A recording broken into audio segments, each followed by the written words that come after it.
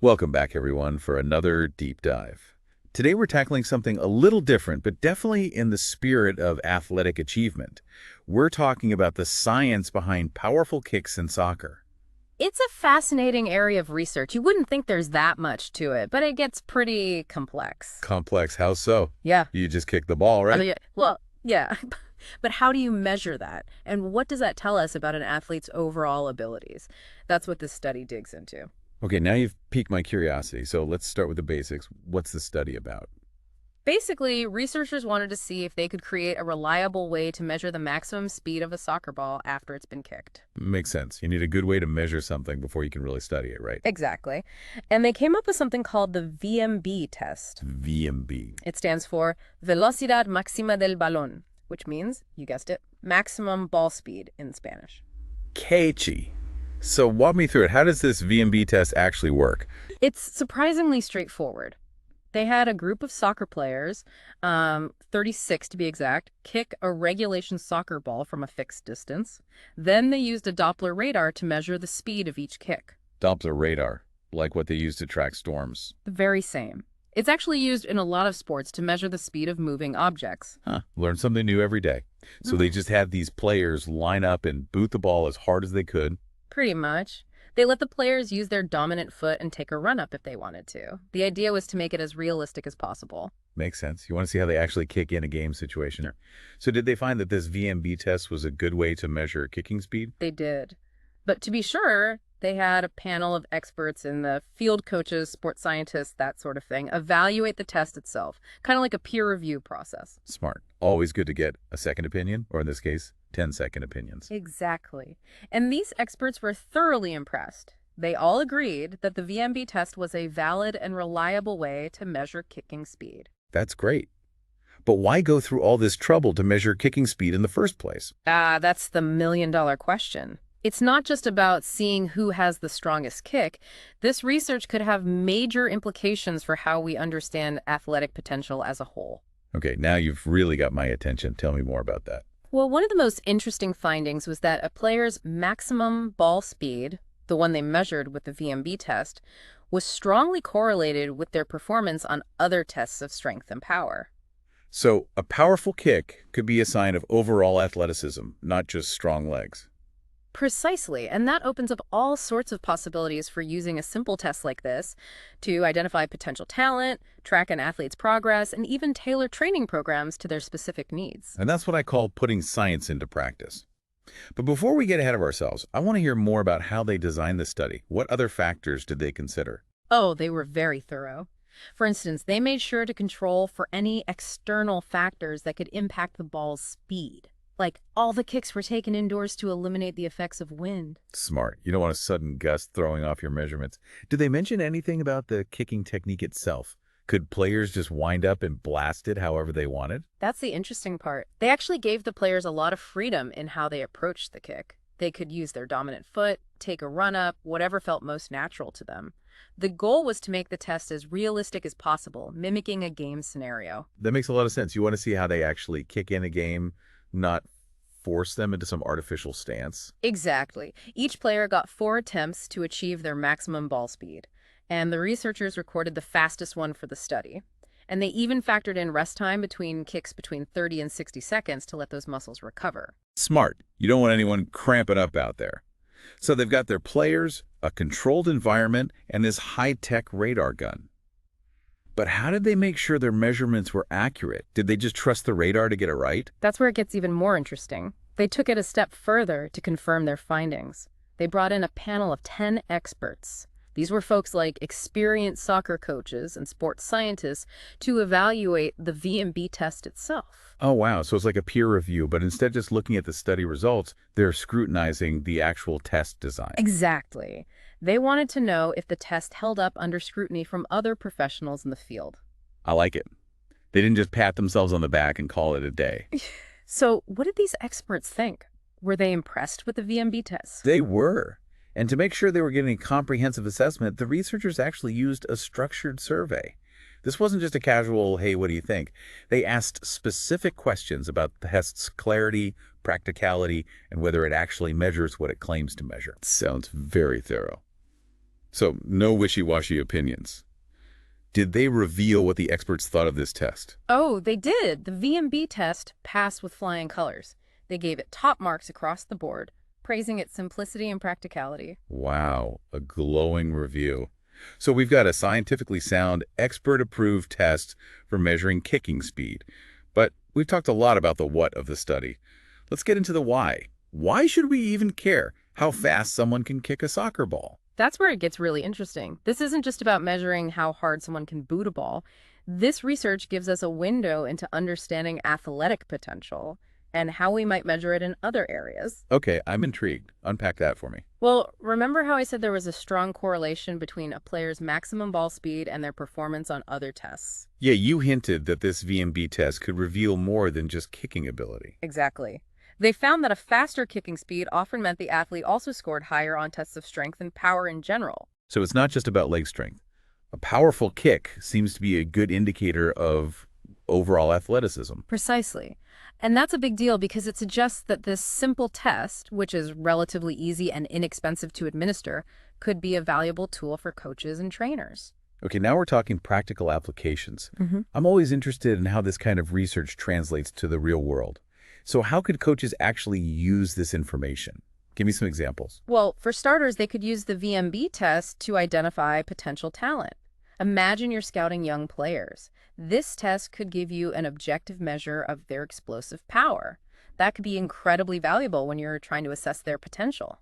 It would be one thing to see a kid unleash a cannon of kick on the field, but this test could give coaches a more standardized, measurable way to compare players from different teams or even different countries. Exactly. And beyond just talent identification, the VMB test could be incredibly useful for tracking a player's progress over time. Are they getting stronger? Are their kicks becoming more powerful? This test can give coaches that data, and they can then use it to make more informed training decisions. It's like having a benchmark, a concrete way to see if a training regimen is actually having the desired effect. Are there any other ways coaches could use this information?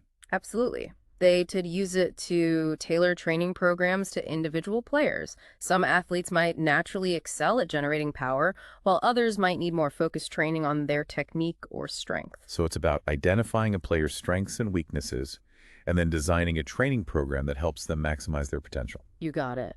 And this is where things get really exciting because it opens up a whole world of possibilities in terms of personalized training and development. It's like we're on the cusp of a whole new era in sports science, where data and technology are allowing us to understand and optimize athletic performance in ways that were never before possible. I completely agree.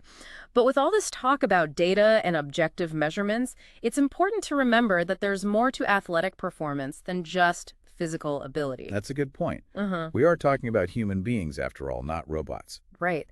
And that's what makes this next part of the research so fascinating. Remember how the researchers allowed players to choose their own kicking approach? Yeah, they wanted to make it as realistic as possible. Well, they actually took that a step further and decided to see if a simple psychological cue could influence a player's kicking speed. Okay, now you've got my attention. Tell me more. They introduced a visual target, basically, just something for the players to aim at, and they found that having that target actually led to slightly faster kicks. Wait, really? Just having something to aim at made them kick the ball harder. That's wild. I know, right? It's a perfect example of how even subtle psychological factors can have a measurable impact on physical performance. It's like the power of the mind-body connection in action. You're not just telling your leg to kick the ball, you're visualizing that ball hitting the back of the net, and somehow that translates to a more powerful kick. Exactly. And that opens up a whole other layer of questions about how we can harness the power of the mind to enhance athletic performance. So we've got this test, the VMB test, that gives us a reliable measure of kicking speed.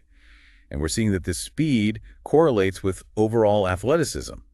And now we're learning that even something as simple as having a visual target can influence performance. What's next? What other research questions do you think this study raises? Well, one that immediately comes to mind is whether this finding about visual targets holds true in other sports and other contexts. Could it be applied to basketball free throws, baseball pitching, golf swings? Fascinating. I'd love to see more research on that. Me too. Yeah. It would also be interesting to explore other psychological factors that might come into play. Like what? Give me some examples. Well, we talked about stress earlier. Could a certain amount of pressure actually enhance performance, or would it lead to players tightening up and losing accuracy? What about motivation? Does it make a difference if a player is intrinsically motivated versus extrinsically motivated? These are all questions that future research could explore. It's like we're just scratching the surface of understanding the complex interplay between the mind and body in sports. Exactly. And as we continue to ask these questions and conduct more research, we'll gain a deeper appreciation for the incredible capabilities of the human body and mind. This has been such a thought-provoking conversation. I'm starting to see why you get so excited about this kind of research. It's truly fascinating stuff, and it has implications that extend far beyond the soccer field. These insights into athletic performance, motivation, and the mind-body connection, they're relevant to anyone who wants to achieve their full potential, whether it's in sports, business, or any other area of life. I love how these deep dives always seem to circle back to those universal truths about human potential. They really do.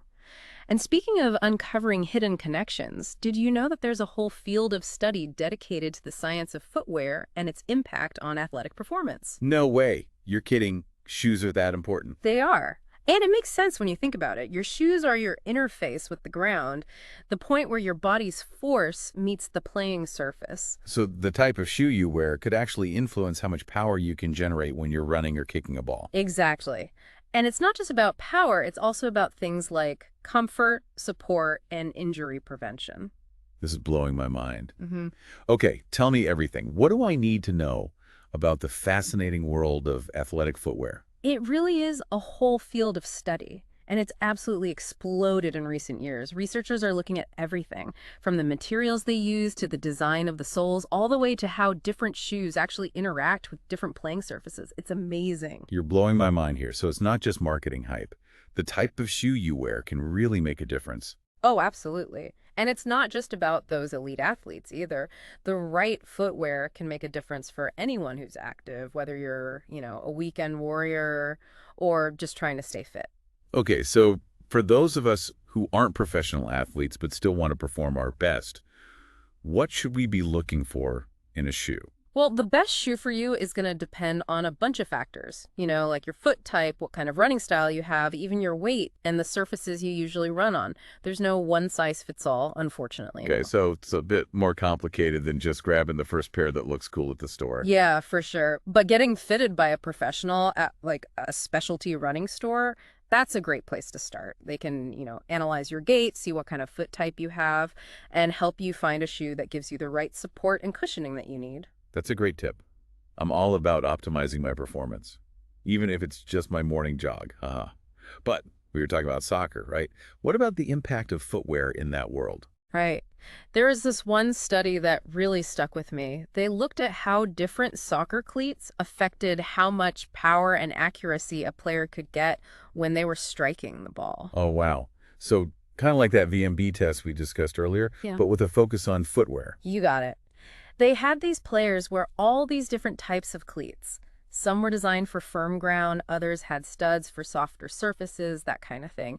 And what they found was that the type of cleat the player wore actually had a really big impact on both the speed and accuracy of their kicks. So choosing the right cleats for how the field is that day, that could actually give players a real competitive edge. No doubt. And it's something that, those professional teams, they take very seriously. They often make their players wear different cleats depending on the weather and how the field is that day. It makes a huge difference. Wow, that makes so much sense. It's like having the right tools for the job. Exactly. And just like with those running shoes we talked about, there's no such thing as a best soccer cleat. It all depends on the player's foot type, how they play, and what kind of surface they're playing on. So much to consider. So if we're talking to all the aspiring soccer stars out there listening, what's the main takeaway when it comes to footwear? Don't just grab any old pair of cleats. Take the time to find some that fit well, that give you enough support, and that are actually made for the kind of field you'll be playing on. It can make all the difference. Great advice. I'm inspired to step up my shoe game now. This has been such an awesome deep dive. We've covered so much, from those technical details of how to measure a good kick to the surprising power of psychology and even this whole world of athletic footwear that I never even thought about before. It's been a wild ride, but it really goes to show you just how much we're still learning about the human body and mind. Totally. This episode has been packed with incredible insights, and I know our listeners are going to be thinking differently about athletic performance now. I hope so. It's fascinating stuff. It really is. And on that note, I think it's time to wrap up this deep dive. A huge thank you to our expert for sharing all this amazing research with us. The pleasure was all mine. Always happy to talk about this stuff. And to you, our listeners, thank you so much for joining us on this journey of discovery. We'll be back next time with a whole new deep dive into the science behind peak performance. Until then, stay curious, everyone.